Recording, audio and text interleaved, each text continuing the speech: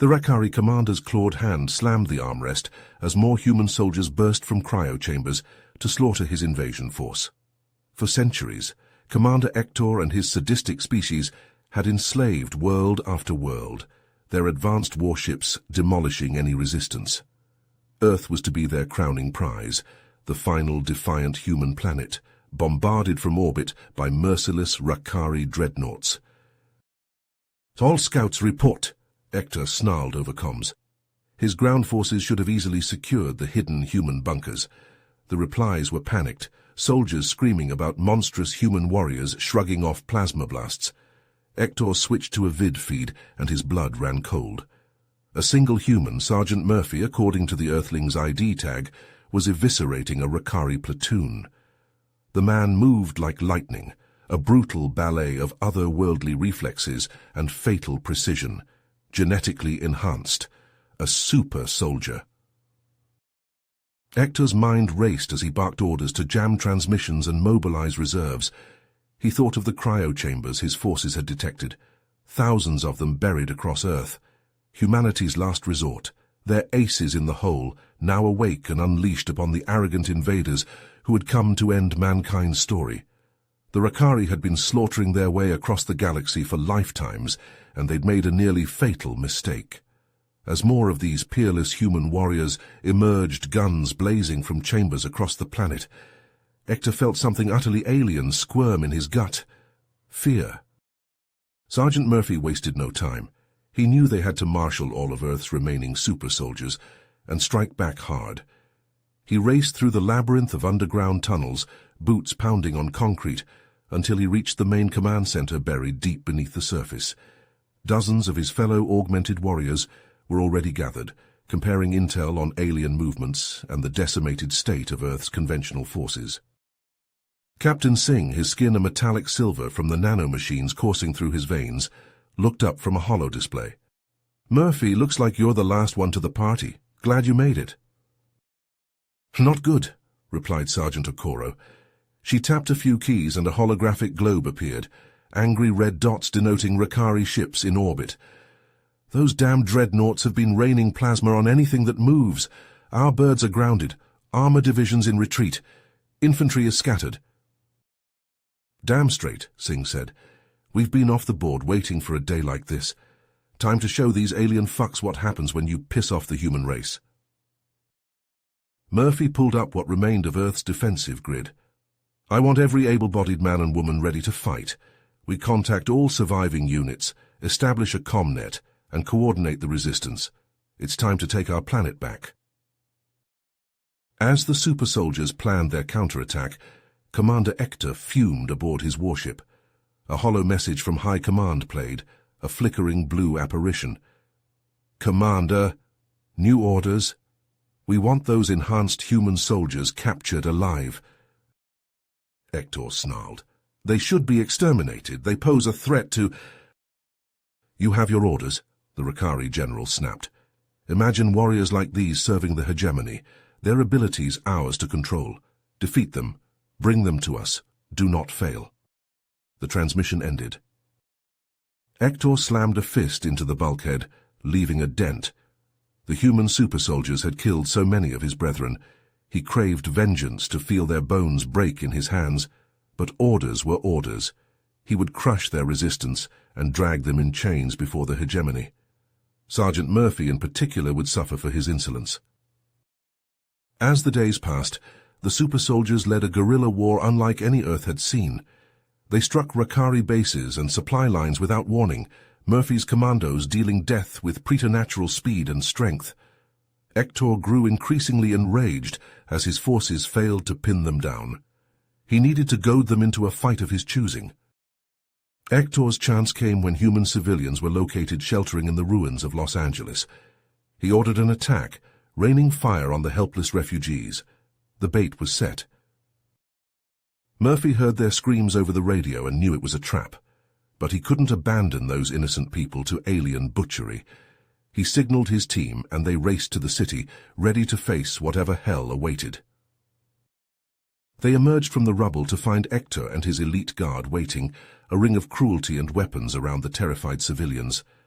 The Rakari commander grinned, relishing the chance to face his foe at last. Murphy and Hector locked eyes, warriors from different worlds, both knowing only one would walk away. With a roar, the two armies charged and clashed in the burning city, the fate of Earth hanging in the balance. With a roar, the two armies charged and clashed in the burning city, the fate of Earth hanging in the balance. Murphy and his team tore into the Rakari forces, moving faster than any alien could track.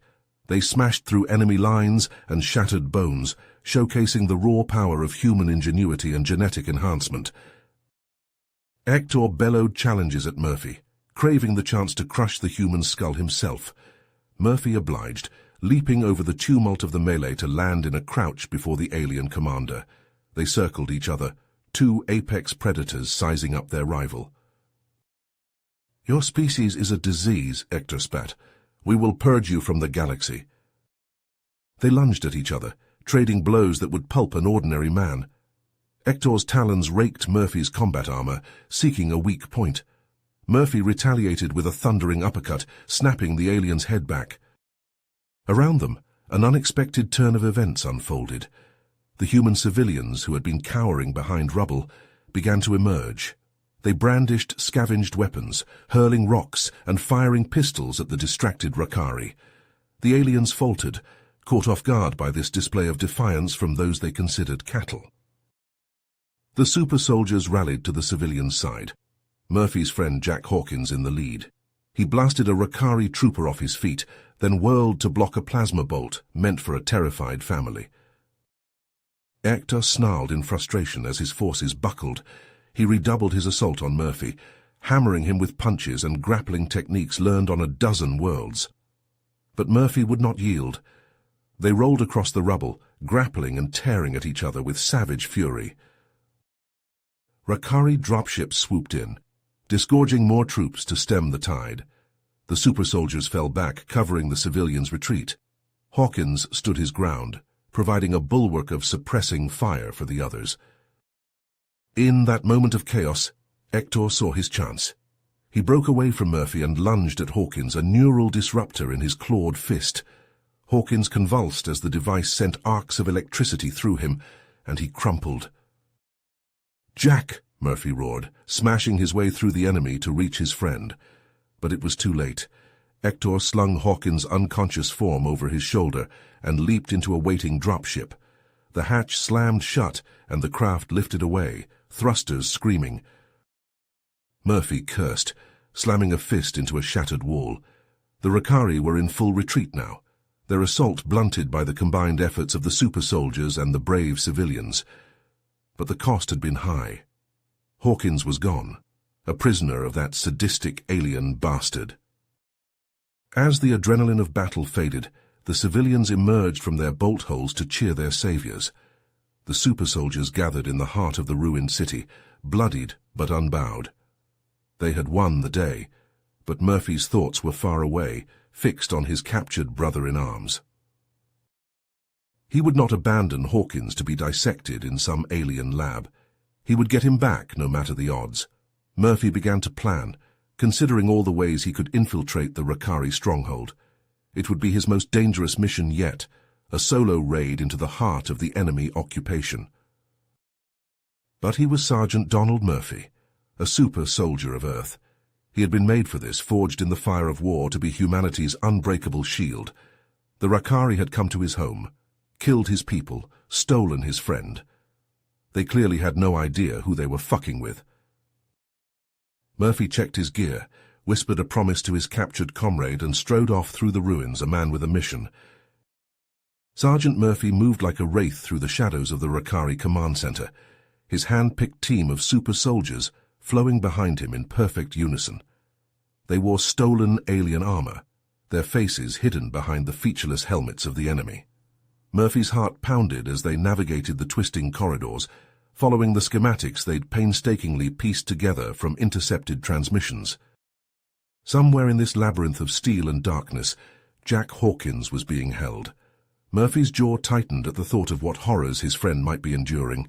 He signaled his team to hold position as they approached a heavily guarded intersection. Two massive Rakari soldiers stood sentry, their plasma rifles held at the ready. Murphy exchanged a glance with Sergeant Okoro, her eyes glinting with anticipation beneath her helmet. As one, they burst from cover, closing the distance in a blur of speed. The guards barely had time to raise their weapons before Murphy and Okoro were upon them, striking with the ruthless efficiency of a surgical instrument. Murphy's fist crunched into the first guard's throat, crushing his windpipe, even as Okoro swept the legs from under the second. They dragged the bodies out of sight, the whole exchange lasting mere seconds. Murphy motioned for the team to move out, their stolen armor allowing them to hide in plain sight amidst the enemy. As they delved deeper into the complex, they passed a series of laboratories. Through the windows, Murphy glimpsed Rakari scientists hunched over strange devices, their clawed hands working with feverish intensity. Snatches of conversation drifted through the reinforced doors, and Murphy's enhanced hearing picked out a phrase that made his blood run cold. First, the Doomsday device will be operational within the week. The human infestation will be purged from the galaxy, their planet reduced to molten slag. Murphy's mind raced as he processed this new intelligence. The stakes of this mission had just increased 100-fold. They had to find Hawkins, but they also needed to gather information on this Doomsday device. The fate of Earth itself hung in the balance. The team finally reached the high-security detention block where Hawkins was being kept. Murphy's heart hammered as they stacked up on either side of the reinforced door. He nodded to Corporal Jensen, the team's resident tech expert. Jensen pulled a device from his pack and attached it to the door's control panel. Lights flashed across its surface as it cycled through thousands of codes per second, searching for the unlock sequence. With a hiss of hydraulics, the door slid open. Murphy charged through, rifle at the ready. The room beyond was a nightmarish amalgam of a prison cell and a laboratory. In the center, strapped to an operating table, was Jack Hawkins. Murphy's gut twisted at the sight of his friend. Hawkins was barely recognizable, his body a patchwork of scars and cybernetic implants. His eyes, once bright with humor, stared blankly at the ceiling. The Rakari had not just tortured him, they had broken him in ways that went beyond the physical. A roar of challenge sounded from the far end of the room. Hector's personal guard, a dozen of the fiercest Rakari warriors, poured from hidden alcoves. They had been waiting for this moment, a chance to crush the legendary super soldiers. Plasma fire filled the air as Murphy and his team engaged the enemy. They fought with the fury of cornered lions, their enhanced reflexes and strength more than a match for the Rakari's numbers. Murphy launched himself at the nearest guard, his rifle forgotten as he unleashed a flurry of punches that shattered the alien's exoskeleton. Okoro and Jensen fought back to back, their movements a blur as they cut down the Rakari with ruthless precision. But for every guard they felled, another seemed to take its place. The alarm began to sound, a deafening klaxon that echoed through the halls of the command center. Murphy fought his way to Hawkins's side, ripping away the restraints that held his friend. Hawkins slumped into his arms, his body a dead weight. Murphy's heart seized as he saw the extent of the damage. Hawkins's eyes flickered open, but there was no recognition in them, no spark of the man he had once been. Reinforcements were coming, the thunder of boots drawing ever closer. Murphy looked down at Hawkins, then back at his team. They had achieved their primary objective, but at what cost? To bring Hawkins home in this state, little more than a shell of a man, seemed almost cruel. And with the revelation of the Rakari's Doomsday device, could they afford to spend precious time and resources on a single broken soldier? Murphy's mind raced as he weighed the impossible choice before him. Save his friend and risk everything, or leave him behind and focus on the greater threat? The seconds ticked by, each one an eternity, as the greatest soldier Earth had ever known faced the hardest decision of his life. Murphy looked down at Hawkins, his friend's eyes vacant and haunted, and made his choice. "No one gets left behind," he growled. "We're all going home." They raced through the twisting corridors, guided by the schematics Jensen had downloaded during their infiltration. Suddenly, they found themselves in a vast command center, its walls lined with glowing screens, and Rakari technicians hunched over consoles. "Jackpot," Okoro said, her eyes widening as she took in the wealth of tactical data and schematics on display. This must be their central hub. Murphy nodded, his mind racing. Jensen, download everything you can. The rest of you plant charges, we're going to blow this place sky high. As Jensen worked feverishly to siphon the data, the others rigged the command center with explosives. The countdown began, a series of beeps that grew more urgent with each passing second. They were nearly to the exit when a wall of Rakari warriors blocked their path, Ector at their head. The alien commander's eyes burned with hatred as he leveled his plasma rifle at Murphy. That's far enough, human, Ector snarled. Drop your weapons and surrender, you're coming with us. Murphy's grip tightened on his rifle. He glanced at his team, saw the determination in their eyes and made his decision. Jensen, get Hawkins and the others out of here. I'll hold them off. Before anyone could protest, Murphy charged forward, a battle cry on his lips. He crashed into the Rakari line like a human battering ram, his enhanced strength and speed more than a match for their numbers. Ector roared in fury, directing his troops to focus fire on Murphy. Plasma bolts scorched the air around him, but the super soldier was always one step ahead, ducking and weaving with preternatural grace. Murphy fought his way to Ector, and the two warriors met in a clash of fists and fury. They traded blows that would shatter concrete, their movements a blur of speed and power. Murphy felt Ector's claws rake across his armor, felt his own knuckles split as he drove his fist into the alien's jaw. Beyond the melee, Murphy saw his team making their escape. Hawkins' limp form draped over Jensen's shoulders. A fierce grin split his bloodied lips. They'd done it. They'd gotten what they came for. Now all that remained was to finish this fight and bring the whole damn place down on the Rakari's heads. Murphy redoubled his assault, raining blows on Ector with relentless fury. The alien commander staggered under the onslaught, his armor cracking, his defenses crumbling. With a final devastating uppercut, Murphy sent Ector crashing to the floor. The alien lay still, his chest rising and falling in ragged breaths, his eyes filled with impotent rage. Murphy turned and sprinted for the exit, the countdown reaching its final seconds. He burst from the command center just as the explosives detonated, the shockwave hurling him forward like a leaf in a hurricane. Fire and debris rained down around him. As Murphy picked himself up, his ears ringing, his vision swimming, he staggered away from the burning ruin of the command center, a trail of blood marking his path. He found his team waiting for him at the rendezvous point, their faces etched with relief and concern. "Cutting it a bit close there, Sarge," Okoro said, her voice strained. Murphy managed a weak grin. "You know me, I like to make an exit." They made their way back to the Resistance headquarters, Hawkins secured in their midst. The wounded super soldier was rushed to the medical bay, a team of doctors and scientists working frantically to assess the extent of the Rakari's experiments. Murphy and the others gathered in the command center, their faces grim as they pored over the stolen data. What they found chilled them to the bone. The Doomsday device, a weapon capable of snuffing out entire worlds, fueled by a technology beyond anything they'd seen, and according to the schematics, it was nearing completion at a heavily fortified Rakari installation on Mars. Murphy stared at the holographic display of the red planet, his jaw set. The Rakari had taken Mars in the early days of the invasion, crushing the human colonies and turning them into brutal labor camps. Now it seemed they had a far darker purpose in mind. He turned to his team, his eyes hard. "This is it, the endgame. We take the fight to them, hit them where they least expect it. We go to Mars, we find this Doomsday device, and we bury it."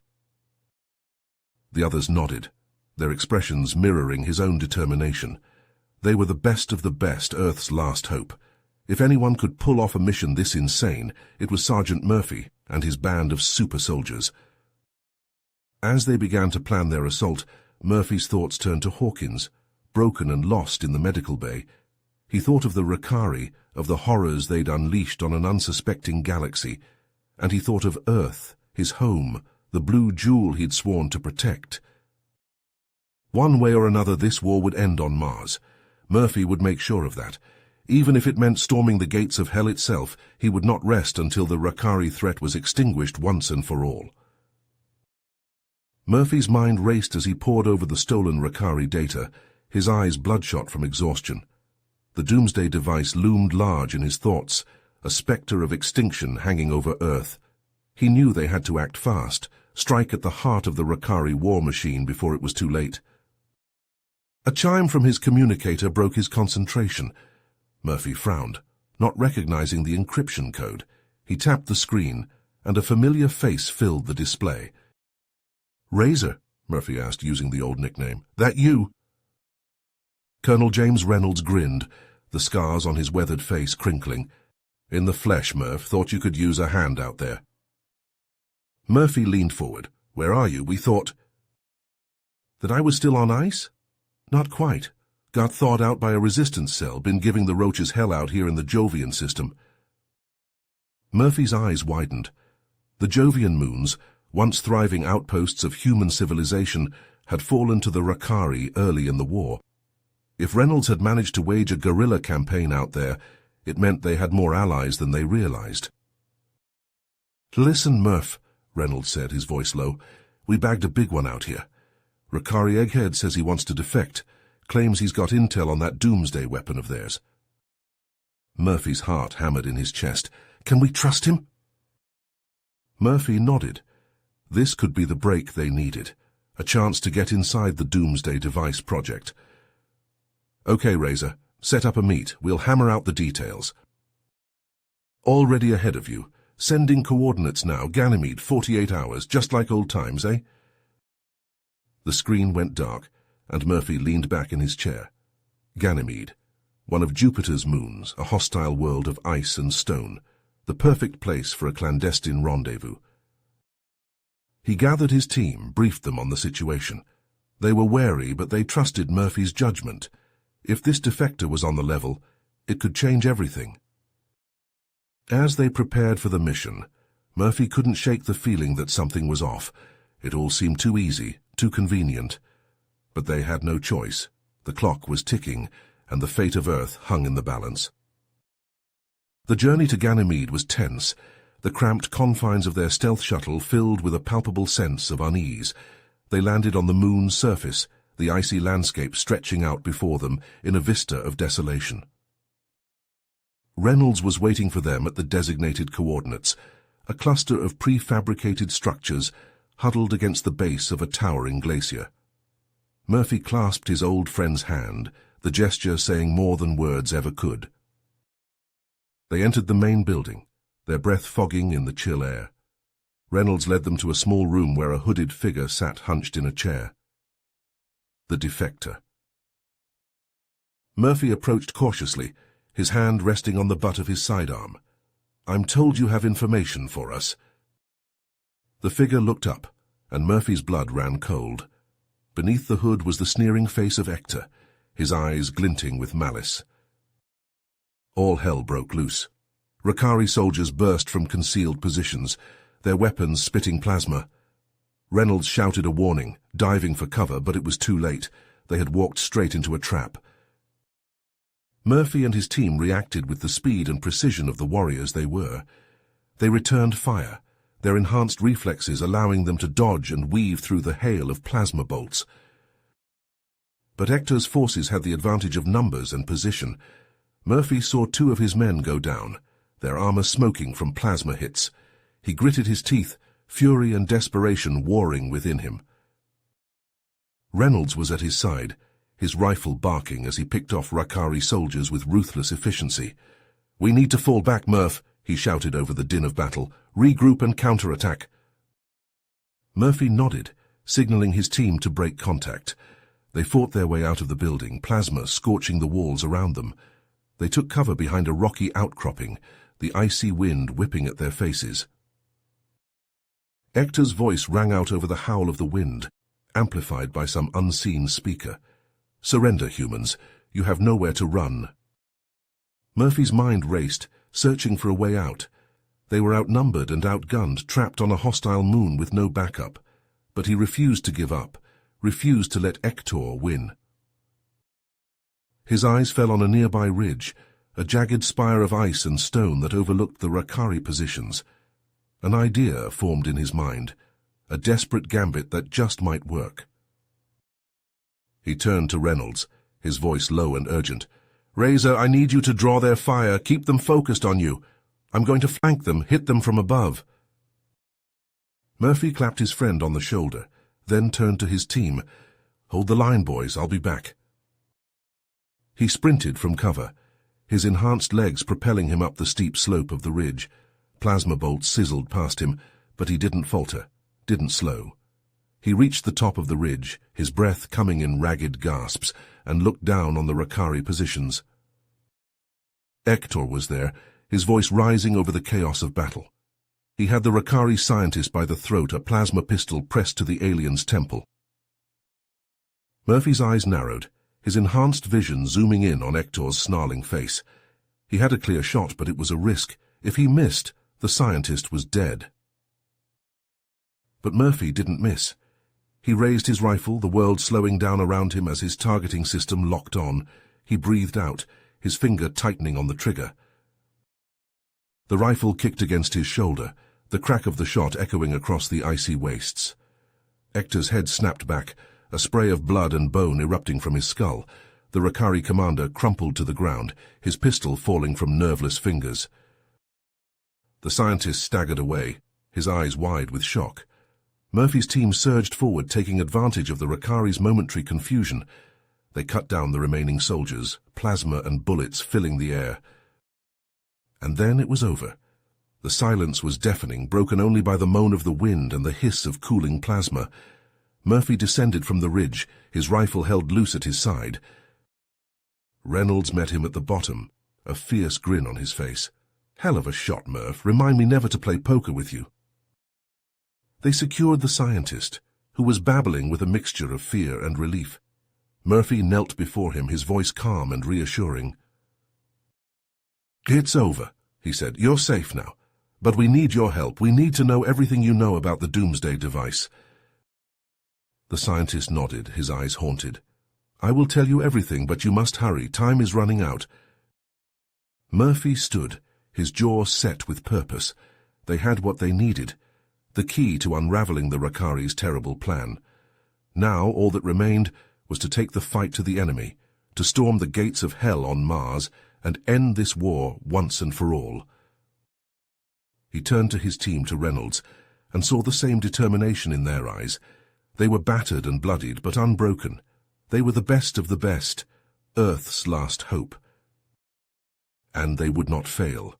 Not now, not ever. The Rakari had sown the wind, and now they would reap the whirlwind, Murphy's whirlwind.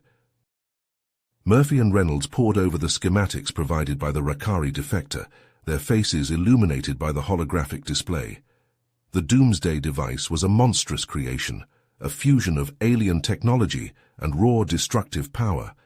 But there was a weakness, a chink in its armored hide.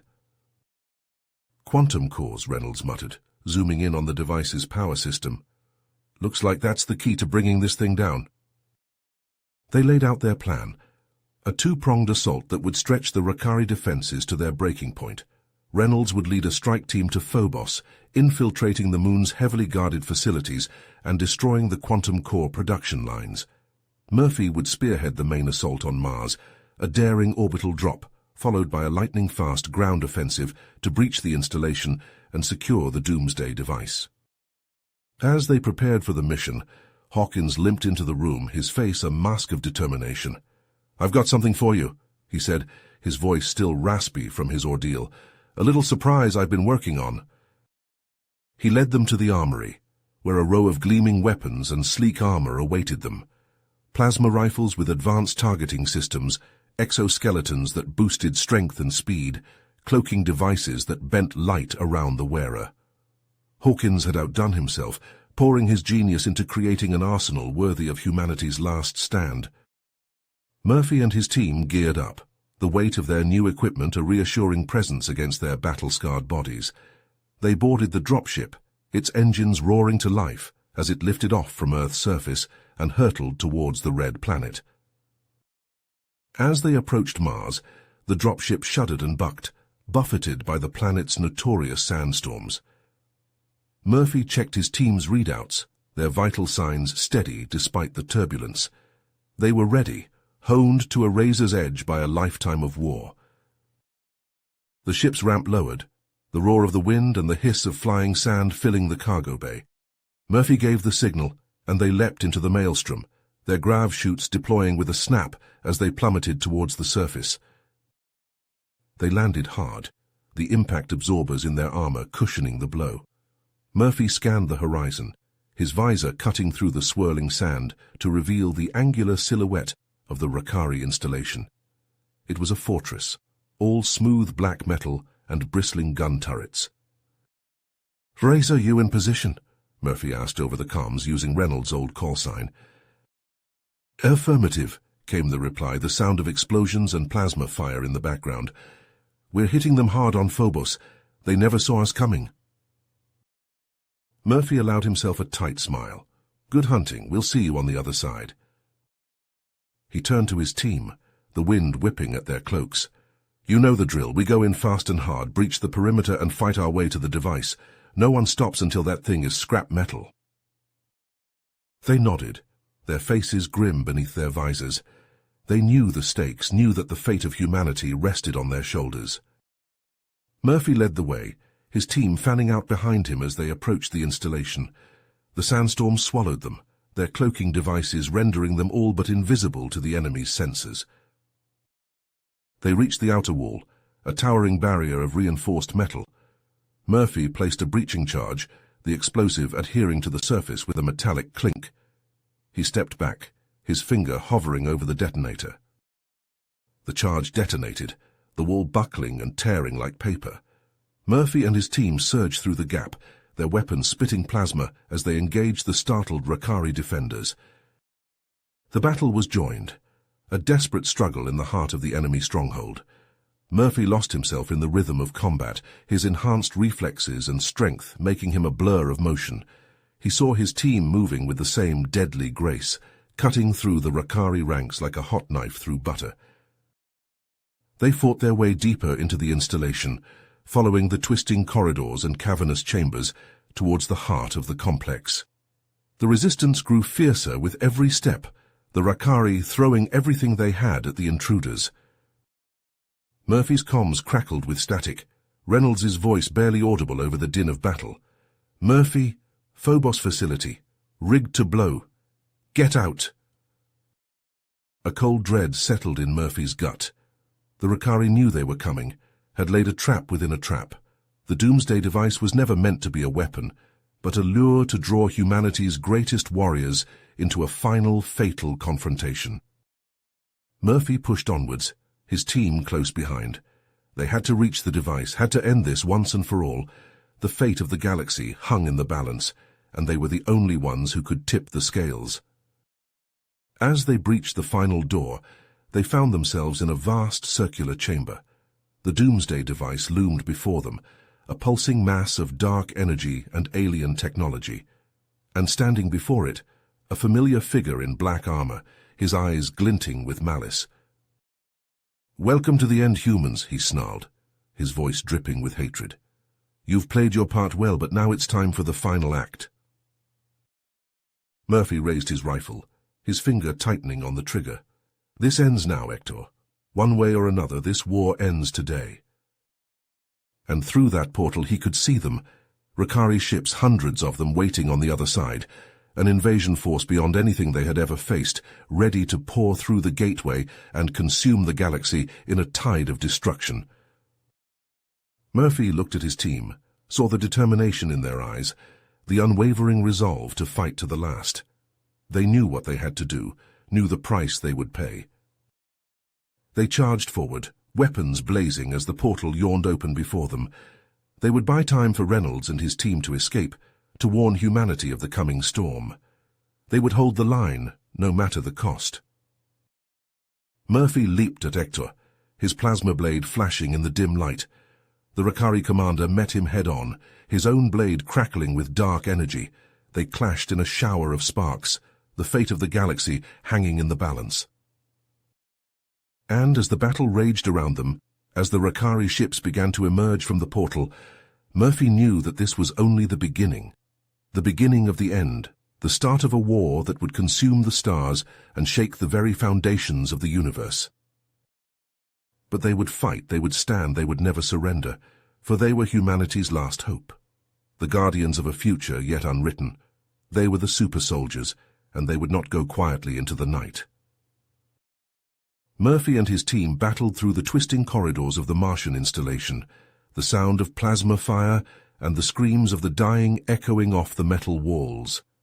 They moved with a deadly grace, their enhanced reflexes and strength making them a blur of motion as they cut down the Rakari defenders. But as they pushed deeper into the facility, they encountered a new and terrifying threat. The Chimeras, twisted abominations of human and Rakari DNA, poured from hidden chambers, their eyes blazing with an inhuman fury. Murphy's heart clenched as he saw the remnants of humanity in their faces, the features distorted and warped by the Rakari's cruel experiments. But there was no time for pity or hesitation. The Chimeras attacked with a savage ferocity, their enhanced strength and speed making them more than a match for the super soldiers. The battle devolved into a brutal close-quarters melee, the super soldiers and Chimeras locked in a deadly dance of blades and fists. Murphy found himself face to face with a creature that had once been a man, its face a grotesque mask of scar tissue and cybernetic implants. He dodged a slash of its talons, the razor-sharp blades whistling past his head. He retaliated with a thundering uppercut, the blow snapping the creature's head back. But the Chimera barely seemed to feel it, its regenerative abilities knitting flesh and bone back together in seconds. Murphy's team was being pushed back, the weight of the Chimera's assault threatening to overwhelm them. He saw Okoro go down, a Chimera's blade finding a gap in her armor. Jensen was there in an instant, his plasma rifle roaring as he put the creature down with a burst of fire. On Phobos, Reynolds and his team were locked in their own desperate struggle. They had breached the quantum core production facility, only to find it rigged with a fail-safe mechanism that threatened to detonate the cores and destroy the entire moon. As they fought to disarm the fail-safe, Reynolds found himself face to face with a ghost from his past. A figure emerged from the shadows, its movements fluid and graceful despite the heavy cybernetic augmentations that covered its body. Reynolds' eyes widened in recognition, his heart pounding in his chest. It was a former comrade, a super soldier who had been presumed dead in the early days of the war. But here he stood, his eyes cold and empty, a puppet of the Rakari. The two super soldiers clashed in a heartbreaking duel, their blades flashing in the dim light of the facility. Reynolds pleaded with his former friend, tried to reach the man he had once known, but there was nothing left of the soldier he had fought beside, only a soulless machine bent on humanity's destruction. Back on Mars, Murphy and his team finally breached the chamber housing the Doomsday device. The massive machine pulsed with an eerie light, its surface covered in alien glyphs and symbols, and in the center of it all, a countdown, the numbers ticking down towards 0. Murphy's mind raced as he took in the scene. The device was already activated, its devastating power building towards a cataclysmic release. They were too late to stop it, too late to save Earth from the Rakari's final, terrible vengeance. But as he looked at his team, at the battered and bloodied warriors who had fought beside him through hell and back, he knew that he could not give up. Not now. Not when the fate of humanity hung in the balance. Murphy looked at his team, saw the understanding in their eyes. They knew what had to be done, knew the cost they would pay. And in that moment, Murphy made his decision, the words heavy on his tongue as he spoke. Murphy locked eyes with his team, the weight of the world on his shoulders. "I know how to stop it," he said, his voice steady despite the chaos around them. "But I have to go alone." "Like hell you do," Okoro growled, her rifle smoking from the constant barrage of plasma fire. "We're in this together, Sarge." Murphy shook his head, a sad smile on his face. "Not this time. If this doesn't work, I need you to get out of here, get back to Earth, tell them what happened here." He turned to go, but Jensen grabbed his arm. "Murphy, you can't—" I can and I will. Murphy's eyes were hard, his resolve unshakable. It's the only way. With that, he wrenched his arm free and sprinted towards the doomsday device, his enhanced legs carrying him faster than any normal human could hope to move.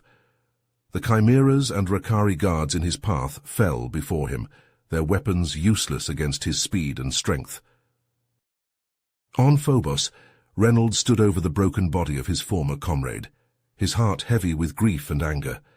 The chimera had fought with a ferocity that was all too human, even as its body twisted and warped with the Rakari's cruel enhancements.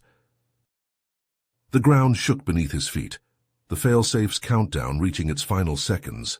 Reynolds turned to his team, his face a mask of determination. "We need to move now," he shouted, his voice barely audible over the roar of the explosions. They raced through the crumbling facility, dodging falling debris and gouts of flame as they made their way to the extraction point.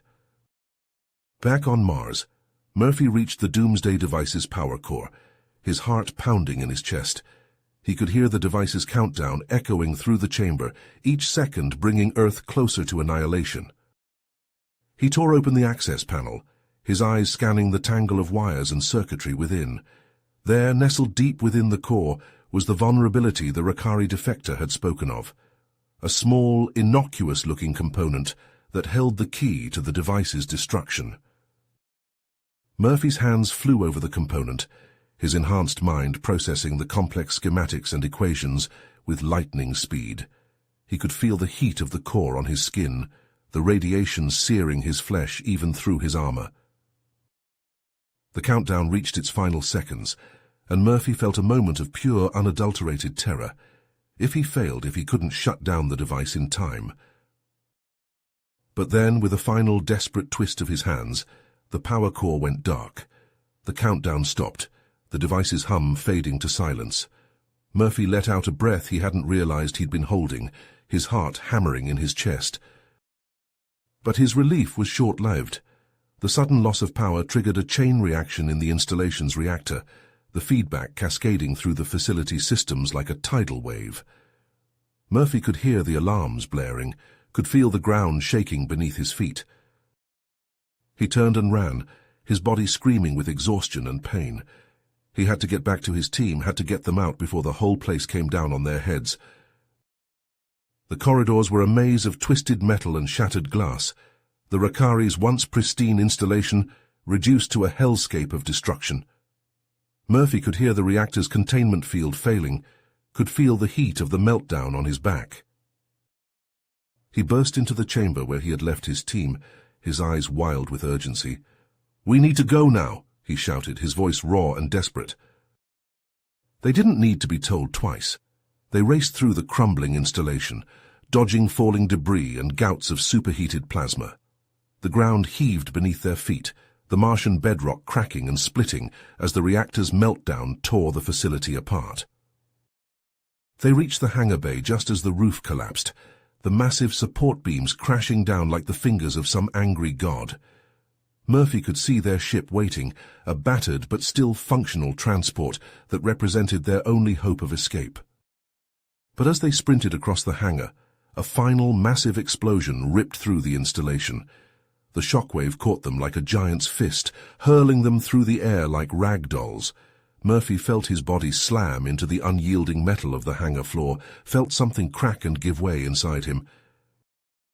He struggled to his feet, his vision swimming with pain and exhaustion.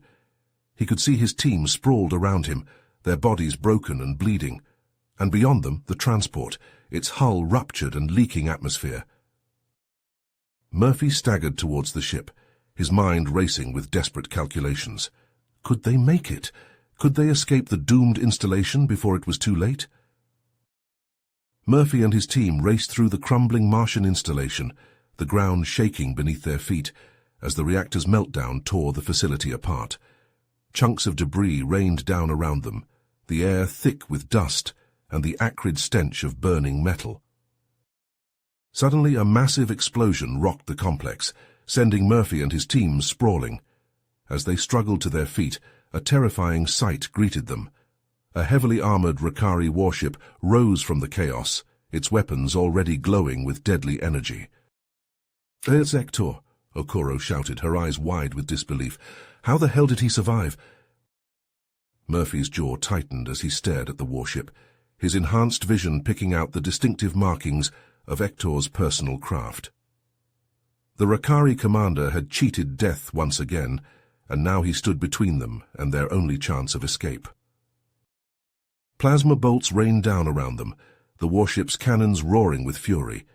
Murphy and his team scattered, diving for cover behind shattered walls and piles of rubble. Murphy knew they couldn't withstand this onslaught for long. The installation was coming apart at the seams, and Hector's ship was too heavily armed for them to take head-on. He made a decision, his voice hard and unwavering over the team's comms. "Get to the transport, I'll hold him off." "Like hell you will," Reynolds shouted back, "and we're not leaving you behind." "That's an order, Razor," Murphy growled. "Get the team out of here, I'll buy you the time you need." There was a moment of tense silence, broken only by the roar of the warship's engines and the crack of plasma fire. Then Reynolds spoke, his voice heavy with emotion. "Give 'em hell, Murph." Murphy nodded, a grim smile on his face. "I always do." As the team reluctantly pulled back, Murphy charged out from cover, his rifle spitting plasma at Hector's ship. The bolts splashed harmlessly against the warship's shields, but they served their purpose, drawing Hector's attention away from the retreating super soldiers. The warship swiveled to face Murphy, its cannons swinging to bear on the lone warrior. Hector's voice boomed from the ship's external speakers, dripping with malice. "Murphy, I knew it would come down to this. You and me, one last time." Murphy rolled to the side as a plasma bolt scorched the ground where he had been standing a moment before. "Wouldn't have it any other way, you bastard." He leaped and dodged, his enhanced reflexes and strength pushed to their limits as he evaded the warship's fire.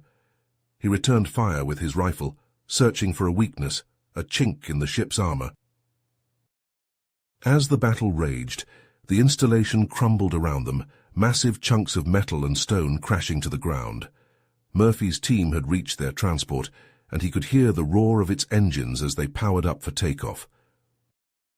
Just a little longer, he thought, gritting his teeth as a plasma bolt grazed his armor, leaving a scorched furrow across his chest plate. Have to give them time to escape.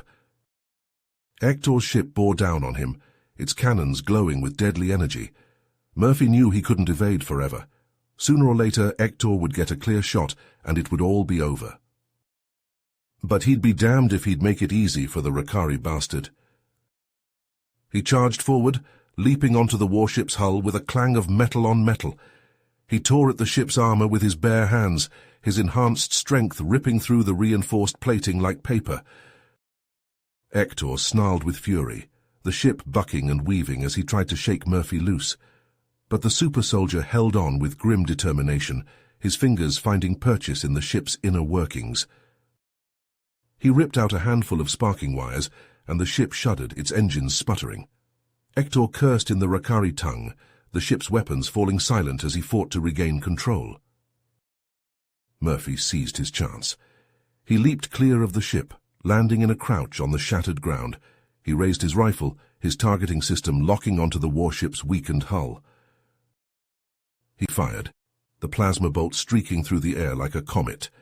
It struck the ship's exposed innards, and the warship exploded in a blinding flash of light and heat. Murphy was thrown backward by the force of the blast, his armor scorched and blackened. He hit the ground hard, the breath driven from his lungs by the impact. For a moment he lay still, his vision swimming, his ears ringing. He could feel the heat of the explosion on his face, could taste the acrid tang of smoke on his tongue. And then, with a roar that shook the very foundations of the planet, the installation's reactor finally detonated. A wall of fire and debris rushed towards Murphy, consuming everything in its path. He had only a moment to register the brightness, the heat, before the world went white. From orbit, Reynolds and the rest of the team watched in horror as the explosion blossomed on the Martian surface, a seething ball of nuclear fire that seemed to swallow the entire installation. They searched the readings, desperate for any sign of Murphy, but there was nothing, only the roiling chaos of the blast and the ominous silence that followed. Across the solar system, the Rakari fleet reeled in disarray, their commanders scrambling to make sense of the sudden turn of events. Their leader was gone, their doomsday device destroyed. The backbone of their invasion had been shattered in a single cataclysmic blow. On Earth, the news of the victory spread like wildfire, sparking celebrations in the streets of every city, every town. The human race had stood on the brink of annihilation, and they had been pulled back by the sacrifices of a few brave heroes. Weeks passed, the world beginning the slow, painful process of rebuilding. The super soldiers, once the tip of the spear in the war against the Rakari, found themselves adrift, their purpose suddenly uncertain in a galaxy where their enemy had been vanquished. Reynolds stood on the observation deck of the orbital platform that had served as their base of operations, his eyes fixed on the blue-green curve of the Earth below. Beside him, Okoro and Jensen watched in silence, their faces somber. "He's really gone, isn't he?" Jensen said at last, his voice thick with emotion. "Murphy, I keep thinking he'll just walk through that door, that big dumb grin on his face." Reynolds placed a hand on the younger man's shoulder, his grip firm and reassuring. He went out the way he would have wanted, fighting for what he believed in. For all of us. Okoro nodded, her eyes glistening with unshed tears. "And we'll make sure it wasn't in vain. We'll rebuild. We'll make sure that the Rakari never threaten us again." On the ruined surface of Mars, a lone figure limped across the blasted landscape, his armor scorched and dented, his body battered and bleeding. Murphy staggered forward, one foot in front of the other, his eyes fixed on the horizon. He had survived. Against all odds, through sheer force of will, he had clawed his way out of the rubble and the flames. But the cost had been high. His body was broken, his mind haunted by the horrors he had witnessed.